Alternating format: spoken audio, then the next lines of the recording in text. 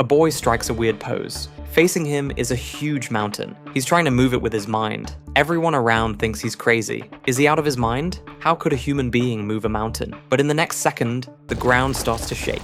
The pebbles under his feet begin trembling. His brother London tries to stop him, but it's already too late. The boy keeps pushing his power. Suddenly, the ground cracks open. The distant mountain lets out a loud rumble. Billboards come crashing down right away, and sculptures can't stay standing at all. The boy actually does it.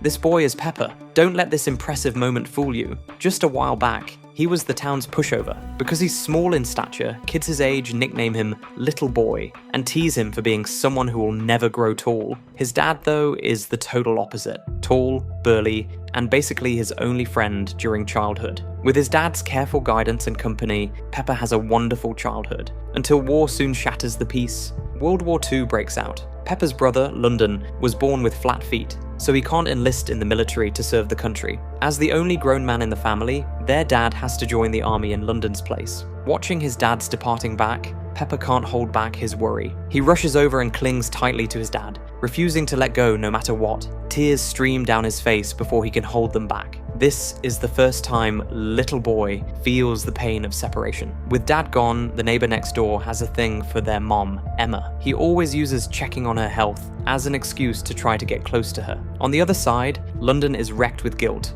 all because his dad joined the army in his stead. His personality gets more and more short-tempered. Mum says, by the time summer ends, your dad will be home. Before they know it, the day dad is supposed to return arrives. Pepper takes all his pocket money and buys his dad's favorite boots as a gift, but unfortunately his dad doesn't keep his promise.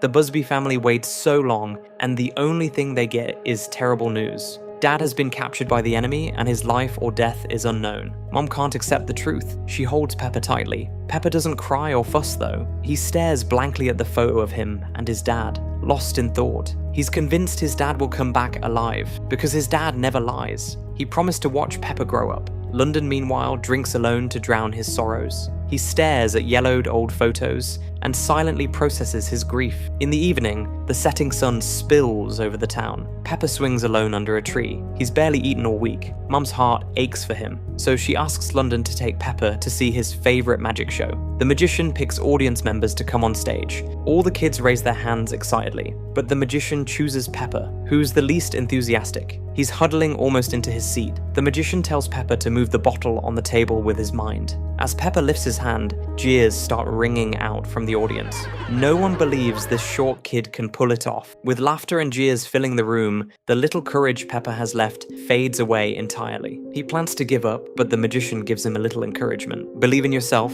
you can do this. Those words remind Pepper of his dad. His dad used to teach him the same thing.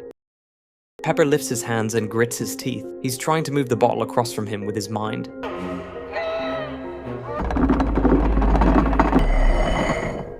He looks down at his hands. Turns out he actually has magic powers. Later, Mum takes Pepper to church. The priest says, if we have faith the size of a mustard seed, we can move a mountain. If we can move a mountain, then nothing will be impossible for us. Hearing that, Pepper gets so excited. His biggest wish is for his dad to come back safely from the battlefield. He finds the priest and asks how he can get stronger faith. The priest gives him a list. If you finish everything on this list, your faith will become strong enough. The first item on the list? Be friends with the Japanese man in town. How is that possible? Pepper and London hate the Japanese people more than anything. After all, their dad was captured by the Japanese army. A few days ago, under the cover of night, something unexpected happens. Pepper and London go to smash the Japanese man's windows.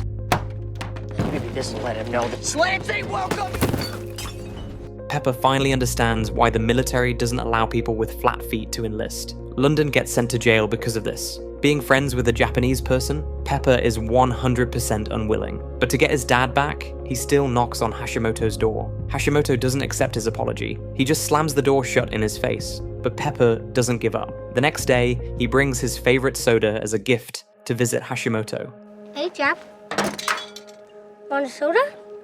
Hashimoto still rejects his kindness. He throws the soda into the trash can right away. Day after day, with Pepper's constant efforts, Hashimoto finally gets touched by this strange little boy. They agree to meet at an ice cream parlor to eat ice cream. Pepper thinks he's finished this task, But the priest says, "You never truly treated Hashimoto as a friend." Because of the war, everyone in town hates Hashimoto. Everyone except the priest. And whenever Hashimoto faces discrimination, Pepper always chooses to stand idly by. But a true friend would never just watch. Pepper tells his brother, London, about the wish list. Many things on it are impossible for a kid like him to do alone, so he hopes London will help him finish it. But London yells at him for being friends with the Japanese man, saying it's betraying Dad. Word gets around town about what Pepper's doing, and no one wants to help him. Left with no other choice, Pepper goes to Hashimoto again, asking for help with the rest of the list. Hashimoto doesn't say no. In the days that follow, they work together to feed the hungry, house the homeless, clothe the poor, and visit the sick. With Hashimoto's help, only one task remains on the list: burying the dead. The list is almost done when the bully snatches it away from him. Tiny Pepper can't fight back, so he goes to Hashimoto to vent. Hashimoto tells him a story about a samurai, saying, "Don't measure yourself by how far your head is from the ground. Measure it by how far your chin is from the sky. That way, you'll be the tallest person in town." Pepper goes to the bully to get the list back, but the bully tears the list in half right in front of him and shoves Pepper to the ground. Pepper doesn't back down this time. He picks up a toolbox from the ground and swings it right over the bully's head. The bully drops to the ground in one hit, and the other kids stare in shock. Pepper finally gets the list back. During this time, Pepper starts to realize this Japanese man might not be a bad person, but his brother London still insists, "None of the Japanese are good. Stay away from Hashimoto." He and Pepper argue in the middle of the street. Pepper says, "Hashimoto's helping me finish the list. Then I'll have strong faith. I can move mountains and I can bring Dad back." But London snaps angrily. How? How are you gonna bring Dad back, you idiot? To prove himself, Pepper spreads his hands and faces the distant mountain. His face twists in determination, and he lets out a roar. People watch his act like he's a fool, but in the next second, the ground starts shaking violently.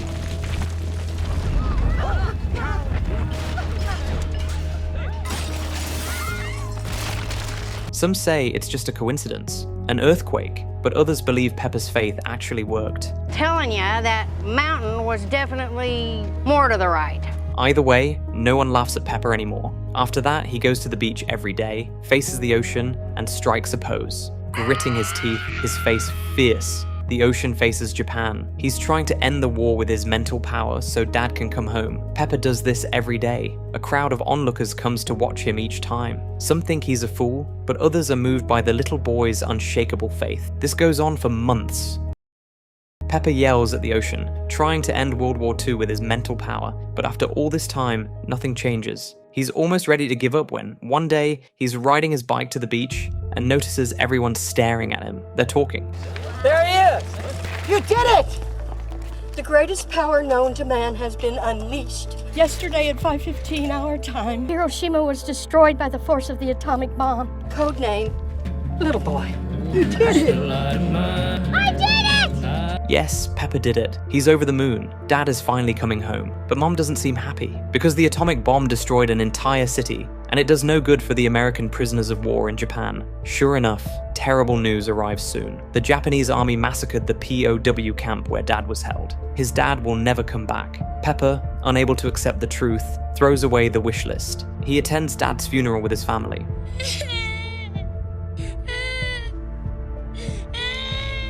After that, Pepper never smiles again. He sits alone at the beach every day, regretting all the silly things he did. Hashimoto comes to comfort him sometimes. It was not stupid. It takes courage to believe.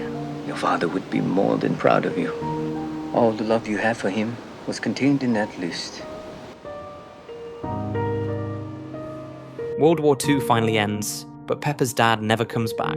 Then one day, London runs over and throws his arms around Pepper, shouting excitedly. You did it, you little runt. You did it. It turns out Dad wasn't killed. His identity got mixed up with someone else's. Now he's in the hospital receiving treatment. Pepper rushes to the hospital and finally sees the dad he's been missing so much. He throws himself into Dad's arms and hands him the long overdue gift. I got the food you really wanted. Dad is shocked. He touches Pepper's face with tears in his eyes, then holds him tight. Mom and London walk over too. No matter what the truth behind it all is, Pepper uses his own faith and love for Dad to pull him back from the edge of death. Nothing will ever separate them again. This is the 2015 World War II anti-war film Little Boy, the story of 8-year-old Pepper, a true miracle. And this story is based on real events. If you like this video, don't forget to like and subscribe. See you next time.